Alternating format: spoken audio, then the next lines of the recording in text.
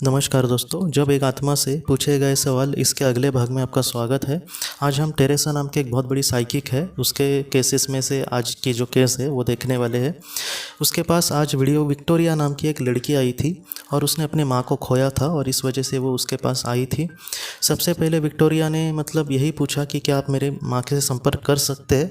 तब टेरेसा ने उसको ये कहा कि तुम्हारी माँ की सोल तुम यहाँ पर जब आई तभी मेरे पास आई थी और उसने बहुत सारे संदेश देना उसको शुरू कर दिया था। तो एक एक करके हम देखते हैं कि जो महत्वपूर्ण संदेश उसने विक्टोरिया के लिए दिए, अपनी बेटी के लिए।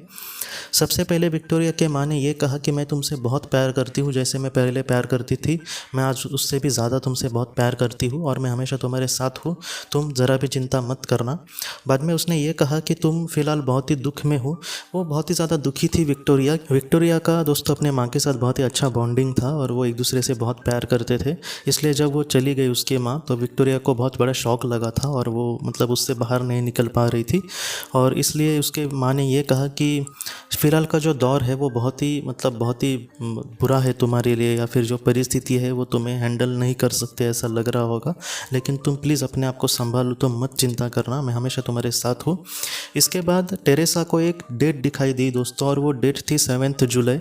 और इसके बाद उसने विक्टोरिया को ये कहा कि मुझे एक डेट दिखाई दे रही है, तुम इस डेट को ये डेट तुम्हारे लिए क्या अहम है। तब उसने कहा कि 7 जुलाई को मेरे पिताजी इस दुनिया से चले गए थे, वो मेरे माँ से पहले चले गए थे। तब विक्टोरिया ने कहा कि हाँ तुम्हारे पिताजी भी यहाँ पर है और वो पिताजी बाद में आ गया है। बहुत बार जो सोल्स होती है दोस्तों वो साइकिक को कुछ ऐसे दिखाने की कोशिश करती है जिसके पीछे कुछ राज हो। जैसे हमने पहले भी देखा था कि एक इंसान ने एक पॉकेट वॉच दिखाई थी, उसका संबंध उसके भतीजी थी उससे था, और आज इसके पिताजी ने इसको एक डेट दिखाई जिससे वो कहीं ना कहीं वो इस तरीके से भी दर्शाते हैं। तो उसके पिताजी ने उससे कहा विक्टोरिया से कि तुम्हारी माँ और हम यहाँ पर एक दूसरे के साथ बहुत ही खुश है और तुम्हें पॉजिटिविटी की फ़िलहाल ज़रूरत है।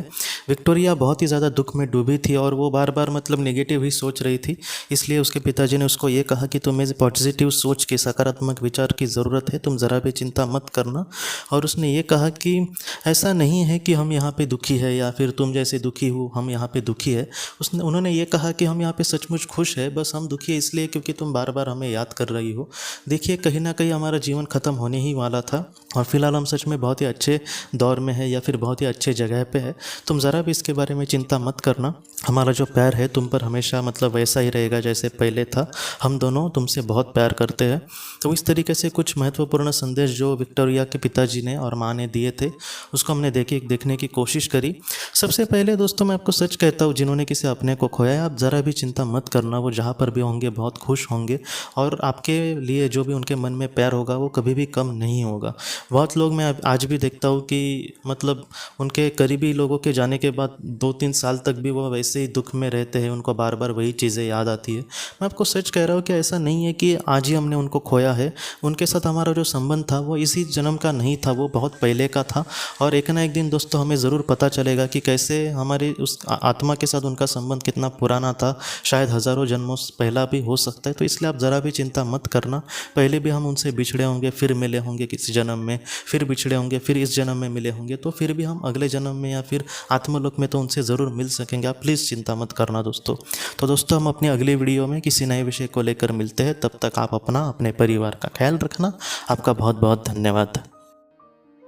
ज़िंदगी की रोशनी ये एक कंसल्टेंसी है जो ऐसे लोगों को मदद करने की कोशिश करती है जिन्होंने किसी अपने को खोया है या फिर जो लोग अपने जीवन में बहुत ही ज़्यादा दुखी है। जो लोग इस संस्था के साथ जुड़ते हैं उनको इस विषय की किताबें और जानकारी भेजी जाएगी। इसके साथ साथ जो लोग पास्ट लाइफ रिग्रेशन थेरेपिस्ट के पास नहीं जा सकते, अगर वो घर पे अभ्यास कर सके, इस वजह से उनको पास्ट लाइफ रिग्रेशन की ऑडियोज़ भी भेजी जाएगी। और इसके साथ साथ ध्यान में एकाग्रता बढ़ाने के लिए कुल मिलाकर 5 ऑडियोज़ भी उनको भेजी जाएंगी।